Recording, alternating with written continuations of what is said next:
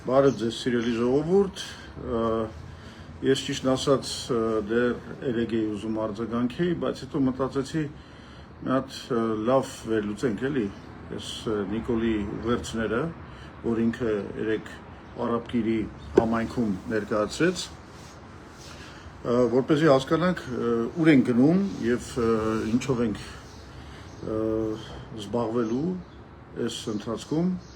այս մեր ընտրություններում ինչ հասկացանք, ուրեմն իսկապես սա շատ արդեն լուրջ բան է, Փաշինյանը ինչ է ասում, դիմում է մեր հասարակությանը, արցախցիներին, հələ մի կողմ դնենք, թե ինչ վատ մաներաներով, ինչքան կոպտորեն հարձակվելով անմեղ քաղաքացիների վրա, դա հələ մի կողմ դնենք, հələ մենք հասկանանք ինչ է ասում Ուրեմն ասում է, հիմնական մեղադրանքը այն է, որ Ղարաբաղցիք, արցախցիները իբր թե չեն կռվել, փախել են ղեկավարները, զբաղված են եղել մենակ թալանով, իսկ արցախցիները չեն կռվել։ Վախեցել են, թողել են ռազմի դաշտը եւ այլն եւ այլն։ Հիմա մենք ուղղակի ուզում եմ մեր ժողովրդին ներկայացնեմ որոշ տվյալներ։ Դուք օրինակ գիտեք, որ այսինքն շատերը գիտեն բնականաբար, բայց որ 44 օրյա պատերազմի ընթացքում Արցախահայության կորուստները կազմել են 900 մարդ։ Հետագայում արդեն 23 թվին, երբ որ արդեն Արցախի ոչնչացման պատերազմի ժամանակ, երբ որ իդեպ Փաշինյանը մենակ էր թողել արցախցիներին, իրենց անվտանգության հարցերը լուծելու, եւս 200 մարդ այդտեղ կորցրեցին արցախահայերը, ընդ որում լավ կռիվ տվեցին, այն վերջին հուսահատ մարտը տվեցին, եւ 200 մարդ էլ ասենք այդ բանի դեպքերից, պայթյունի դեպքերից, իսկ մենք մոտավորապես ստանում ենք լրիվ ճիշտ թվերը անհնար է պարզել, բայց մոտավորապես ստանում ենք 1300 մարդ զոհված, ընդ որում բացարձակ մեծամասնությունը զինվորականներ, այս Արցախի պաշտպանության վերջին այս դրվագներն պատերազմի։ Դուք հասկանում եք այդ ինչ թիվ է։ Նիկոլ Փաշինյան, դու հասկանում ես այդ ինչ թիվ է։ Ասենք դա, եթե համարենք, որ Արցախի բնակչությունը կազմում է 140,000 մարդ, դա մոտավորապես բնակչության 1%-ի մասին ենք խոսում։ Ասենք, որ դուք հասկանաք այդ ինչ թիվ է, ասենք խորհրդային միության կորուստների մասին չենք խոսում, դրանք ահավոր են եղել, բայց օրինակի համար Միացյալ Թագավորությունը, Բրիտանիան, երկրորդ համաշխարհային պատերազմում կորցրել է իր բնակչության 1%-ը։ Այսինքն Արցախահայությունը այդ երկու պատերազմներում կորցրել է այնքան մարդ, ինչքան Միացյալ Թագավորությունը Բրիտանիայի կորցրել է երկրորդ համաշխարհային 4 տարվա պատերազմում նացիստական Գերմանիայի դեմ։ Եվ այս մարդկանց, որ այսքան զոհ են տվել, այսքան խիզախորեն պաշտպանել են իրենց հայրենիքը, այս մարդկանց Նիկոլ Փաշինյանը մեղադրում է, անվանում է վախկոտներ, փախել եք, չեք պաշտպանել եւ այլն եւ այլն։ Սա ինչ ասեմ, հրեշավոր դեմագոգիա է ու խաբեբայություն եւ անտանելի մի բան է եւ չգիտեմ, այս մարդուն սրանից հետո ոնց անվանենք։ Գիտեք, արդեն չի լինում այս ամեն ինչը բան անել, էլի, իր գժության վրա սպիսատ անել, ասել որ դե լավ, դե հիմա բանա մի քիչ շեղված է, էսա հենա, սա հոգեբանություն է, սա մոտեցում է, ինքը համարում է, որ հələ մի հատ էլ տեսեք ինչ ասում է, ասում է դու ոնց է չես զոհվել, դուք ինչ եք ընդհանրապես կենթանի, որ հələ ստե գալիս եք 5000 զոհերի մասին խոսում եք, հասկանում եք ինչ ասում այս մարդը, այս մարդը ասում է, որ եթե տենց էր, գնայք զոհվեիք բոլորդ, մի հատ որևէ ականատես էլ չունենայինք, որ մեզ կարողանար որևէ կշտամբանք բերեր մեր առաջ դներ։ Այս մարդը այսենց ինչ ասեմ,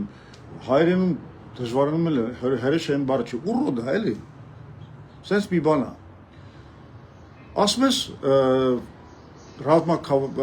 այդ Ղարաբաղ Արցախի ղեկավարությունը փախել է։ Արցախի ղեկավարությունը այսօր Բաքվի բանդերում տանջվում է ու տանջվում է նաև այն պատճառով, որ դու քո դիվանագիտությունը բացարձակ որևէ արդյունավետություն չունի։ Նաև դրա համար է տանջվում։ Եվ իրականում շատ լուրջ կասկածներ կան, որ դու չես էլ զբաղվում իրանց վերադարձով։ Իսկ ինչի՞ պիտի զբաղվես, եթե դու ըստ էության դառել ես Իլհամ Ալիևի կուսակալը, նրա ռուպորը, նրա ինչ ասեմ, գուբերնատորը Հայաստանի եւ ուղղակի անցկացնում ես այն քաղաքականությունը, որ իրեն է պետք։ Դուք երկուսով էլ շահագրգռված եք, որ այդ մարդիկ մնան Բաքվում, բայց անունը դնեք, որ դուք խաղաղություն եք կնքել։ Սենց խաղաղություն այլո։ Հա։ Այսինքն դե բարոյական առումով սա արդեն վերջն է, բոլոր սահմանները անցված են, բայց այդտեղ ավելի կարևոր է մի հատ ուրիշ հանգամանք։ Այս ամեն ինչը ինչից սկսեց։ Այսինքն ինչն է, որ սենց իբր թե հունից հանելա Նիկոլ Փաշինյանին։ Իբր թե ինչ եմ ասում, որովհետև իրականում այս գրգռվածությունը իր մոտ առաջացավ այն մասկիների շոուից, որ իբր ինչ-որ Ղարաբաղցիք մասկաներով, ավտոմատներով սպառնացել են իրան, եւ ինչ է կատարվում, նախ ժողովուրդը շատ ճիշտ հարց է տալիս, այդ ոնց եղավ, որ այդ նյութը մենակ ձեզ է հասանելի, այսինքն դուք եք տարածում այդ նյութը, կարող է այդ նյութը ձեզ ուղղակի շատ պետք էր, որ հիմա լինի, որ դուք կարողանաք այսպես սրել իրավիճակը։ Ու դուք առանց որևէ հիմնավորման, առանց որևէ հետաքննության, առանց որևէ ապացույցի, Նիկոլ, դու հարձակվում ես եւ ընդդիմության վրա, եւ սովորական քաղաքացիների վրա։ Բոլորին sense նույնացում ես իրար։ Դու ռոբ ես, դու էս ես, դու են ես, սաղիդ կկզացնեմ, բան։ Այդ բառապաշարը դու տենց էլ պետական գործից չդարար։ Դա քուչի գյադու բառապաշար է։ Ու դու երկիրը կառավարել ես քուչի գյադու կարգավիճակով։ Մի բան էլ ասեմ, այդ մի քիչ քո համար շատ մեծ կարգավիճակ կլինի, որ ասենք քեզ քուչի գյադա, անգամ կարող է վիրավորվեն այդ մարդիկ, որովհետև դու այդքանն էլ չկաս, դուսկի բակ չես դուս եկել, հայատ չես դուս եկել, կռիվ չես արել, այդ էլ չկաս, բայց այդ բանը պահվածքը լավ էլ յուրացրել ես եւ օգտագործում ես։ Վախկոտել մարդ ես, դեմ դիմաց այդ կանգնած Արթուր Օսիպյանը դու իրան չես կարողանում պատասխան տաս, հետո փախնում ես, գնում ես կամերայի մեջ հանրության ես սկսում քո պատասխանը տալ։ Կարճ ասած ահա որ, ես կարծում եմ Փաշինյանը միտումնավոր գնում է սրման իրավիճակի, ինքը հասկանում է, որ հողը իր տակից գնում է, որ իրան պետք է սրել իրավիճակը եւ ստեղծել